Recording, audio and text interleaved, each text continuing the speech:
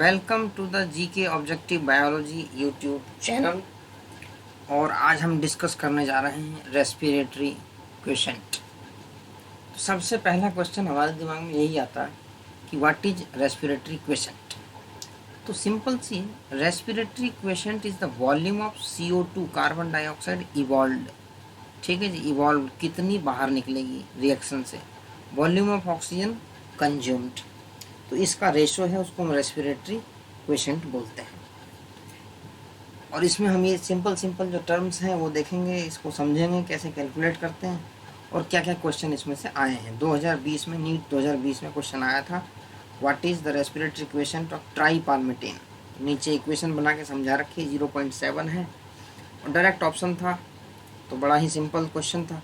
और इसी टाइप का क्वेश्चन पूछते हैं, कार्बोहाइड्रेट की क्या होती है वैल्यू, प्रोटीन की क्या होती है और तुम्हारी फैट की क्या होती है। तो ट्राईपाल्मिटेन इज फैट का 0.7 इसमें दिया हुआ है, वही पूछा हुआ था। तो अब हम इसको एक एक करके समझते हैं। एक चीज़ और है कि why we study respiratory question, हमें क्या ज़रूरत पड़ी, क्यों पढ़ रहे हैं। तो respiratory question value gives us the information about the metabolic profile of living organism. अब सपोज करो हम ह्यूमन बींग्स हैं, हम घर में रहते हैं, अगर हमारा रेस्पिरेटरी इक्वेशन निकाला जाए तो इससे ये पता लगेगा कि हम सबस्ट्रेट कौन सा यूज कर रहे हैं अपनी मेटाबॉलिक एक्टिविटी में। तो यूजुअली ग्लूकोज होता है कार्बोहाइड्रेट से, अगर वो अवेलेबल नहीं है तो हम प्रोटीन और फैट भी यूज करते हैं। अब एक एग्जांपल ले लो पोलर बियर का, ठीक है जी। अब पोलर बियर की मेटाबॉलिक हिस्ट्री दूसरी होगी। तो अब एक एग्जांपल ले लो व्हेल का, ठीक है, जो समुद्रों के अंदर रह रही है। तो हैबिटेट, क्लाइमेट और available conditions, temperature as well के हिसाब से एनिमल का substrate utilization for biochemical requirement change हो सकता है। तो इसको हम इनडायरेक्ट कैलोरीमेट्री एक मेथड होता है उससे निकालते हैं जब प्रैक्टिकल एप्लीकेशन की बात करते हैं, लेकिन हमें यहाँ सिर्फ थ्योरेटिकल देखना है तो इसको जस्ट समझते हैं। तो let us now look at another aspect of respiration. As you know, during aerobic respiration oxygen is consumed. जब एरोबिक रेस्पिरेशन होता है तो हम अंदर लेते हैं सांस, ऑक्सीजन लगती है and CO2 is released. General सी टर्म है। The ratio of the volume of CO2 evolve, कितनी कार्बन डाइऑक्साइड निकली, to the volume of O2 consumed, कितनी ऑक्सीजन यूटिलाइज हुई in respiration, is called respiratory question. ये simple सा equation दिया हुआ है। The respiratory equation depend upon the type of respiratory substrate use during respiration. अब जब कार्बोहाइड्रेट यूज होगा तो तुम्हारा रेस्पिरेटरी क्वेश्चन होगा 1। क्यों होगा? क्योंकि equal amount of carbon dioxide and oxygen are evolved and consumed. ठीक है, कार्बोहाइड्रेट के केस में इक्वल होता है दोनों चीज़ का, तो रेशो 1 आ जाएगा।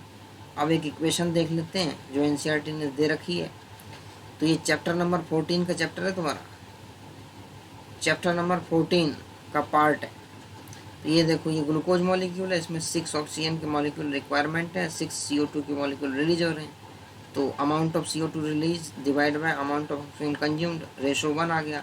तो अगर RQ की वैल्यू 1 आ रही है तो इससे हमें क्या पता लगेगा, जो भी एनिमल है या जो भी तुमने लिविंग ऑर्गेनिज्म लिया हुआ है उसका जो मोस्ट प्रेफरेबल सबस्ट्रेट है वो कार्बोहाइड्रेट है। अब फैट जब हम यूज करते हैं रेस्पिरेटरी सबस्ट्रेट तो RQ लेस देन 1 होता है। तो एग्जाम्पल इन्होंने ट्राईपाल्मिटीन का लिया हुआ है, ठीक है जी। तो ये ट्राईपाल्मिटीन का फार्मूला है, इसमें 142 मॉलिक्यूल्स ऑफ ऑक्सीजन की रिक्वायरमेंट है, 102 कार्बन डाइऑक्साइड मॉलिक्यूल रिलीज हो रहे हैं। तो 102 डिवाइड बाय 145, तो ये लेस देन 1 हो जाएगा। ठीक है, तो इससे हमें क्या पता लगा था कि जो इसमें जो सबस्ट्रेट यूज हुआ है इस मेटाबॉलिक रिएक्शंस के लिए वो हुआ है तुम्हारा ट्राईपाल्मिटीन, मतलब फैट। इसमें RQ वैल्यू चलेगी 0.7। क्यों चलेगी? क्योंकि कार्बन डाइऑक्साइड कम रिलीज हुआ है as compare to oxygen utilized. तो इसका मतलब ये है कि जब फैट का तुम्हारा होगा, ठीक है जी, बायोडिग्रेडेशन और अदर जो भी मेटाबॉलिज्म में एंटर करेगा तो तुम्हारा ऑक्सीजन ज़्यादा लगेगी, ठीक है, और CO2 कम बनेगी। अब तुम जब प्रोटीन यूज करते हो, व्हेन प्रोटीन और respiratory substrate the ratio would about 0.9, तो प्रोटीन में 0.9 के पास जाता है। इसकी हालांकि इक्वेशन नहीं दी हुई है, लेकिन हम जस्ट याद कर लेंगे कि इसका रेशो 0.9 होता है, क्योंकि क्वेश्चन एग्जाम में यही पूछा गया है। कार्बोहाइड्रेट क्या होता है, अब फैट का क्या होता है उसमें स्पेसिफाई किया हुआ है ट्राईपाल्मिटीन, तो इसका पूछ लेते हैं। प्रोटीन का क्या होता है, तो इन्हीं 3 पॉइंट पे क्वेश्चन आता रहा है और कभी कभी रेशो पूछ लेते हैं, तो CO2 evolve divide by oxygen consume, तो रेशो की इक्वेशन याद होनी चाहिए।